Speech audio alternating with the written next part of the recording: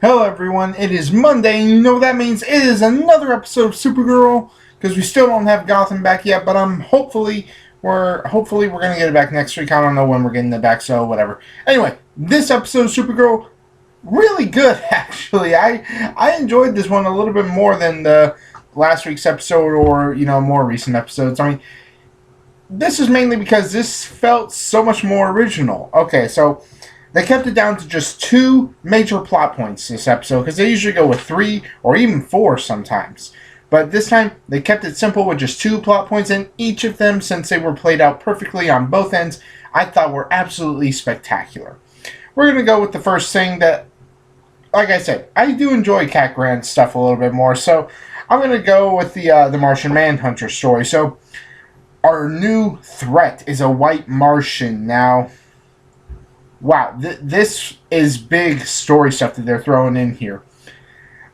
We've got the white Martians, and we have one of them who's come down to Earth and is hunting down John Jones because he sort of picked up on like some sort of homing beacon ever since he used his powers, and it's just sort of this back and forth hunt, and we get a good and fairly detailed explanation into John Jones's backstory on Mars and how it was destroyed. There's all sorts of different iterations as to how it was destroyed, but this one they're going with white Martians came up from this below the surface of the Mars planet and just completely destroyed everything, killed his family, his two daughters, his wife.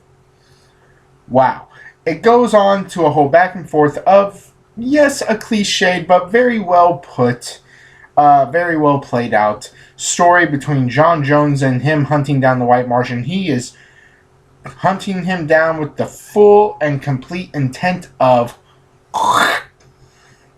just putting his life to an end, or its life to an end. It's not really specified whether it was male or female, so you never know, I guess.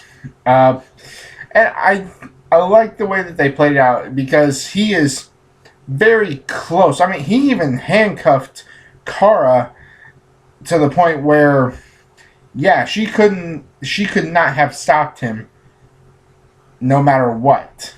The only thing that stopped him was having him see to the morality reason, because DC characters, you know the rules of DC. You're not allowed to kill under any circumstances. Like major heroes.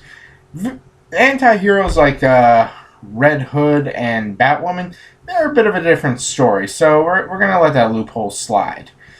But I think you guys get the idea. It still played out very well, and I rather enjoyed it.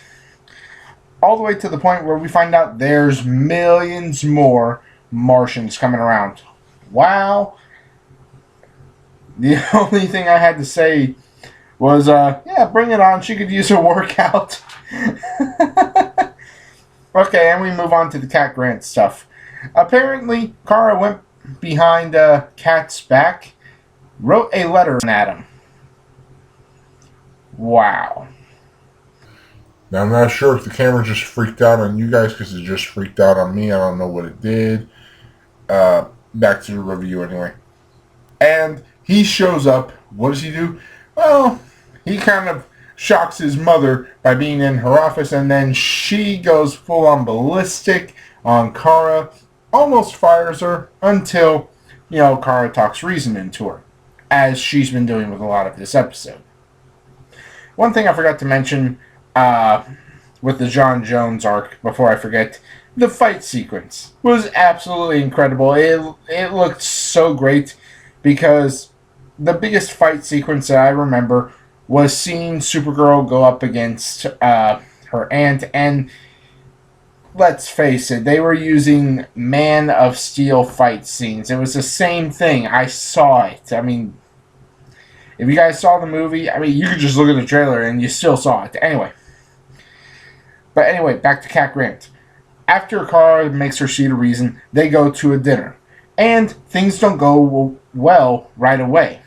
All the way to the point where he storms off, and then she pretty much breaks down, where Kara eventually does have to go to him and sort of talk him into giving her a second chance. She shows up to the second meeting, and after they sort of start to get their own sort of flow of back and forth communication going, she bails, and it turns out pretty well. At the very end of the episode, he ends up asking her out, and the entire time, I'm betting that a lot of people are just like, oh, we saw this coming. We just did. We saw this coming. And there's just so much exposition now. I think it's going to be pure comedy gold because I was laughing the entire time because of the irony. Yes, she's going out with Cat Grant's son. Awkward. Wow. Wow. Pretty crazy. Pretty funny, actually. But the crazy thing is what happens at the very end of the episode, and that is that there's another Supergirl running around. Yes. So, what happens? Well, with next week's episode, it looks like it's going to be a Supergirl versus Bizarro Supergirl, I guess. I mean, that's really the most apt description that I think I can give, because, wow. That's crazy. What are we even going to call Bizarro Supergirl? Negative Girl? Unsupergirl? I don't know. Wow. Wow, that's wow. Pretty good episode this week, you guys. Altogether, I really enjoyed this episode. I thought it held up very well. In fact, I think this may be one of the best episodes that we've gotten all season. So, I give this one 9.7 out of 10. Really good episode. Really enjoyed it. Cannot wait for next week's episode. And, of course, can't wait for tomorrow's episode of Flash. Be sure to tune in tomorrow for that episode review. As always, be sure to hit that like button and smash that subscribe button. Share this with as many people as you can. I greatly appreciate it. And let me know what you thought of the episode in the comment section below. Be sure to leave your own rating as well.